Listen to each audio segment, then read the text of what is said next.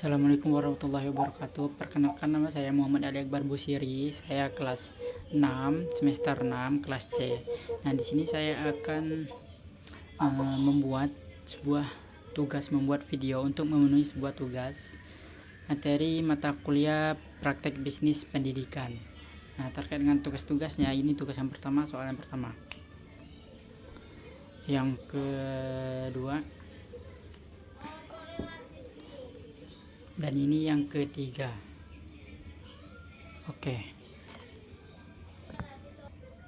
nah, pada kesempatan kali ini saya akan menjawab atau memaparkan jawaban mengenai urgensi kemitraan dalam bisnis pendidikan, lengkap dengan contoh nyata kemitraan yang efektif di zaman sekarang.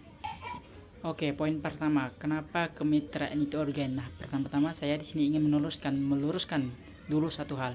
Pendidikan itu bukan pabrik, tapi di era yang sekarang lembaga pendidikan itu tidak bisa lagi berjalan sendiri seperti menara gading. Kenapa? Karena ada 3 alasan utama. Yang pertama itu keterbatasan sumber daya. Nah, apa ini maksudnya? Jadi sekolah atau kampus kita itu tidak punya segalanya. Kita punya guru hebat, tapi mungkin lemah di teknologinya. Kita punya kurikulum bagus, tapi kurang jaringan dunia kerja. Nah, kemitraan itu menutup celah itu. Terus yang kedua itu tuntutan dunia kerja yang berubah dengan cepat. Nah, apa ini maksudnya? Nah, jadi dunia usaha itu tidak butuh lulusan yang hanya pintar teori. Nah, mereka ini butuh lulusan yang siap pakai. Nah, kemitraan dengan industri ini adalah jembatan agar kurikulum kita itu relevan. Terus yang ketiga, meningkatkan daya saing dan kepercayaan publik. Nah, ketika sebuah madrasah atau pendidikan agama Islam itu bermitra dengan universitas ternama atau kampus ternama atau perusahaan besar, otomatis citra lembaga dia itu akan naik. Nah, jadi orang tua itu lebih percaya dan murid itu akan lebih antusias. Oke, terus yang kedua itu poin contoh.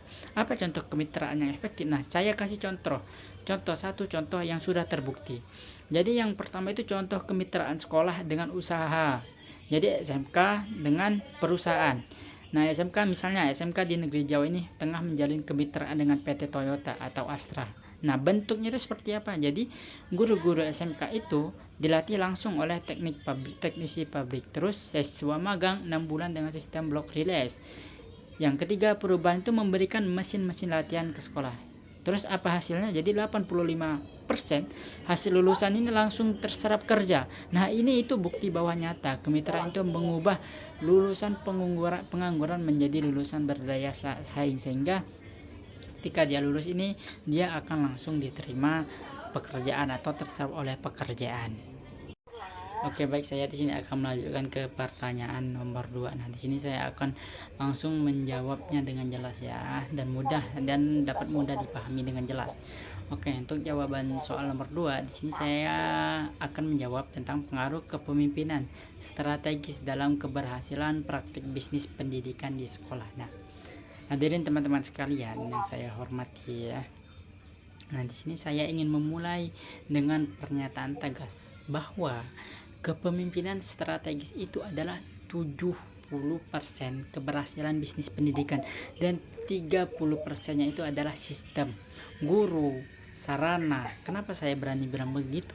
Karena apapun programnya, sekelas apapun sekolahnya, kalau pemimpinnya itu tidak punya visi bisnis yang jelas, maka semuanya itu akan jalan di tempat, bahkan tidak akan berkembang. Nah, saya jabarkan ya pengaruhnya ke dalam 3 dampak yang konkret. Terus yang pertama, menentukan arah positioning sekolah. Apa itu arah positioning sekolah? Jadi pemimpin yang strategis itu tidak sekedar mengatur jadwal pikir guru. Jadi dia itu adalah pembaca peta. Dia ini tahu sekolah apa kita ini mau jadi apa. Sekolah unggulan berbasis tahfiz atau sekolah dengan program entrepreneur. Contoh nyata, SMA Islam terpadu di Depok yang dipimpin oleh kepala sekolah lulusan manajemen bisnis. Beliau itu mengubah sekolah yang awalnya biasa menjadi sekolah berbayar tinggi. Tapi peminat ini melonjak 300% karena beliau berani memposisikan sekolah sebagai sekolah Islam dengan kurikulum yang Cambridge. Orang tua itu rela membayar mahal karena ada nilai jual yang jelas. Terus yang kedua itu mengoptimalkan sumber daya untuk keuntungan.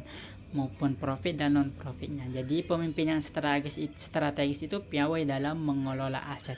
Guru yang tadinya itu hanya mengajar, jadi dia ini bisa diberdayakan menjadi trainer berbayar untuk umum. Lahan kosong itu sekolah bisa disewakan untuk kegiatan penelitian.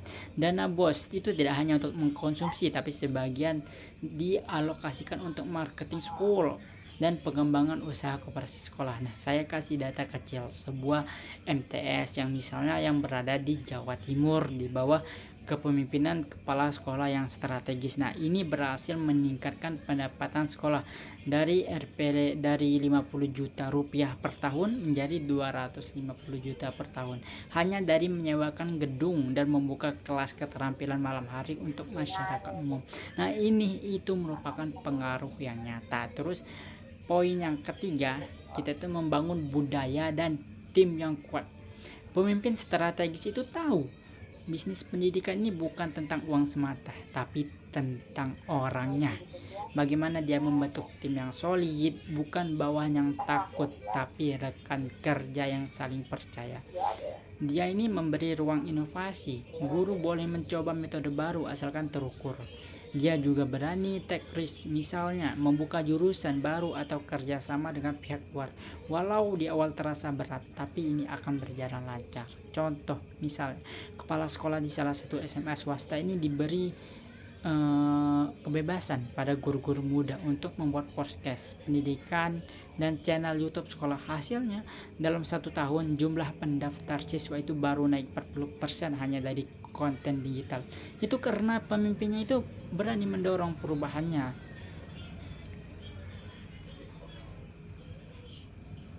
Nah, jadi semakin kuat kepemimpinan itu strategis, semakin sehat juga bisnis pendidikan itu tanpa berjalan. Tanpa pemimpin strategis, sekolah itu hanya akan jadi lembaga yang hidup tapi tidak berkembang. Nah, akan tetapi dengan pemimpin yang strategis, sekolah itu bisa menjadi lembaga yang sustainable, berdaya saing, dan bahkan menjadi rujukan bagi sekolah lainnya. Oke, di sini saya akan menjawab soal nomor 3. Minat saya terjun ke bisnis pendidikan dan alasannya. Oke, saya akan jawab dengan jujur. Minat saya untuk terjun ke bisnis pendidikan itu adalah 95 dari 100, dari nilai 100. Nah, angka yang sangat tinggi, bukan? Karena saya ini ingin kaya, bukan karena saya ini ingin kaya semata, tapi karena saya itu melihat ada semacam panggilan jiwa sekaligus peluang besar di sektor ini. Nah, saya itu kemukakan 4 alasan yang kuat untuk mengapa saya tertarik. Alasan yang pertama, pendidikan itu adalah kebutuhan primer yang tidak pernah mati. Saya itu sadar apapun kondisi ekonominya, resesi atau krisis pendidikan tetap dibutuhkan. Orang tua itu rela mengorbankan apa saja demi anaknya sekolah. Ini membuat bisnis pendidikan itu recession proof, beda dengan bisnis makanan atau fashion yang mudah tergeser. Pendidikan ini adalah investasi jangka panjang. Terus yang kedua itu, saya ingin memberikan dampak sosial sambil mencari nafkah. Bagi saya, pendidikan itu adalah bentuk social enterprise. Saya bisa mendapatkan keuntungan finansial, tapi di saat yang sama saya ikut mencerdaskan bangsa. Saya tidak ingin hanya menjadi guru yang mengajar di kelas lalu pulang. Saya itu ingin menciptakan sistem pendidikan yang lebih baik, yang membayar guru dengan layak, menyediakan fasilitas yang mumpuni dan tetap terjangkau bagi masyarakat yang miskin. Nah, alasan yang ketiga, karena alasan saya yang ketiga masih sangat banyak celah inovasi. Saya amati pendidikan di Indonesia itu masih konvensional dan monoton. Banyak sekolah masih pakai metode ceramah, minim teknologi, dan kurang koneksi dengan dunia kerja. Nah, disitulah saya melihat peluang. Saya tertarik untuk mendirikan lembaga bimbingan yang belajar, misalnya belajar berbasis AI yang menyesuaikan gaya belajar anak, atau membuka sekolah menengah berbasis life skill yang lulusannya itu tidak hanya pintar teori tapi punya usaha sendiri, atau menjadi konsultan manajemen pendidikan yang membantu sekolah-sekolah agar lebih profesional lagi. Nah, ini semua itu adalah yang masih jarang digarap. Terus alasan yang keempat, modal dasar dari prodi PAI saya. Nah, sebagai mahasiswa PAI, saya itu tidak hanya belajar agama, tapi juga belajar manajemen pendidikan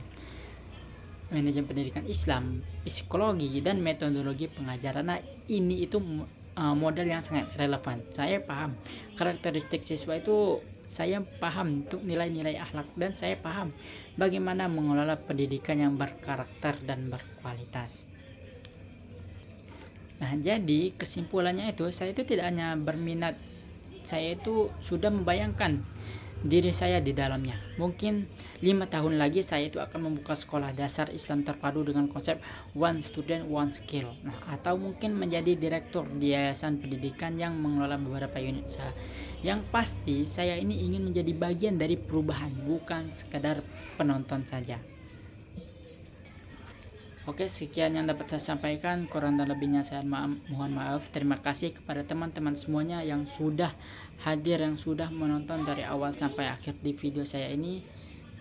Saya mohon maaf jika ada kesalahan dari omongan saya pribadi. Saya mohon maaf jika ada tutur kata yang salah dari apa yang saya sampaikan tadi. Wallahul muwaffiq ila aqwamit thoriq. Wassalamualaikum warahmatullahi wabarakatuh.